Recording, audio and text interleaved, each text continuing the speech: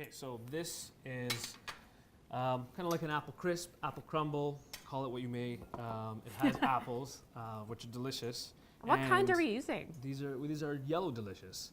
I think yellow delicious turn out the best in baked recipes, but I mean everyone They're has already their favorite. so sweet, so you don't have to add as much sugar, right? Yeah, and Your Goldens. some people like the crispin. There's whatever your favorite is, you can use it. But 4 apples, sort of roughly diced, washed well, skin, leave them on. And I'm gonna add them to a pan here, which I've already added about a 1/4 cup of maple syrup. So that's gonna be our sweetener of choice. Love maple syrup. Put it over medium heat. Once you see bubbles like this, you see the bubbles on there? We add our apples. It's like an apple bubble bath. That is the best bubble bath. Wonder if they offer that anywhere for humans. Maple I'm bubble sure there's a bath. spa somewhere. Yes, probably. So apples go in, and we're gonna add some ground cinnamon, ground ginger, just to spice Lovely it up spices. a little bit, and just let that sort of over medium heat cook a little bit. We're gonna stir it about halfway through. This process is only gonna take about 5 minutes, so we can sort of get the rest of our ingredients ready, because this is gonna be transferred into the oven, so it doesn't have to fully cook on top of the stove. So for our topping, for our Crumbly crust crisp.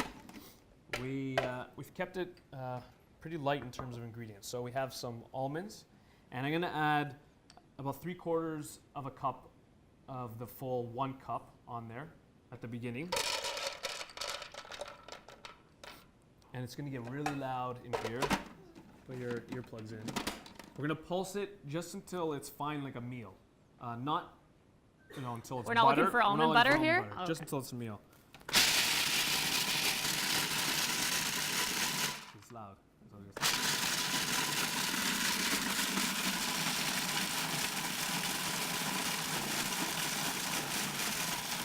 Kitchen equipment we didn't know we needed. Goggles for chopping onions. Earplugs. And those ear things for almonds.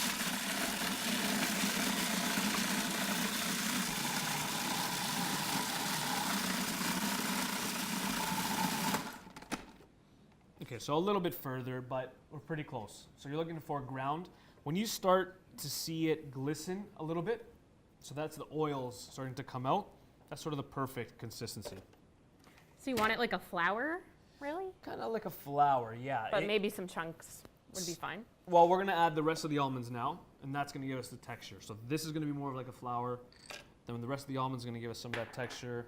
Our oats, large flake oats. So almonds, oats, maple syrup. We're gonna sweeten this up a little bit. And we're gonna add a flax egg. If you've never heard of a flax egg before, it's used a lot of times in substitution for a regular egg. And all it consists of is ground flaxseed. So this is actually whole flaxseed. But you want to grind this, or you can actually buy it ground. Sorry, my hands tend to, it's the Italian in me, my hands just rise So that's whole flaxseed. to the top. That's whole flaxseed. You want it ground up. The reason being you release all of the lovely omega-3 fatty acids from it, those healthy oils. You also allow it to create this gelatinous sort of egg-like texture. So 1 tablespoon of ground flax to 3 tablespoons of water, and you let it sit for like 3 minutes, and see how it's kind of like an egg white? Eggness. So this will be great for eggs when used in more of a binding method. Not for leavening, not for rising, because obviously this won't do that. But it's perfect for our crumble. And so we're gonna add that whole sort of flax egg in there. And you're getting some great fiber there as well. And pulse, finish it up.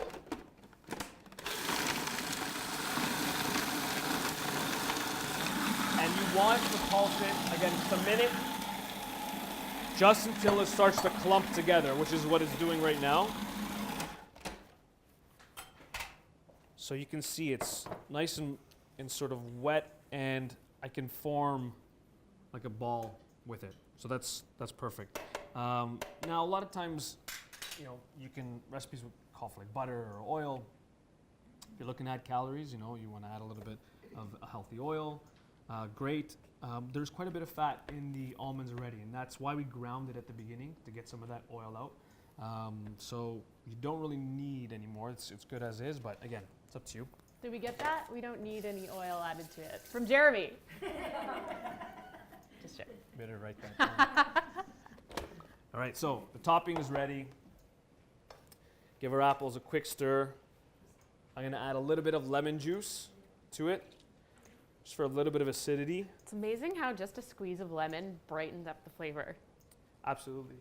It sort of does, you know, especially to fruits and vegetables and all dishes, kind of the same principle of salt. A little bit of salt picks up the flavor. Acidity kind of does the same thing. It sort of brightens it up, it freshens it up, and picks up the flavor. So just a little bit will go a long way. And just stir it so that most of the spices are sort of mixed through, and I can finish it on top of here. The last time I burnt my cutting board, so I'm going to angle it this time. Want me to help? All right, so flatten it out. And then you can be as perfect or the opposite. Rustic. And just sort of place this all over. It doesn't have to completely cover. If you have an oven-proof pan, you can obviously do it right in the pan. Ooh. If you don't, just transfer this to like a baking dish. That'll be fine. And that's gonna go into the oven for about 30 minutes. 25, 30 minutes, just until you get a nice golden brown. I don't want to turn the apples into mush. You know, I still want some texture on them, but it'll look, where am I going? Into the oven. So we did it, this is cast The iron. before and the after. So some nice golden brown. I can see, like if I tip it, I can see the nice sort of apple juices with the maple syrup coming out. Oh, There's there the we go. juice. There it is. And that's it. So that's our sort of take on an apple crumble, apple crisp. Think of the And calories you're saving and the fiber you're getting compared to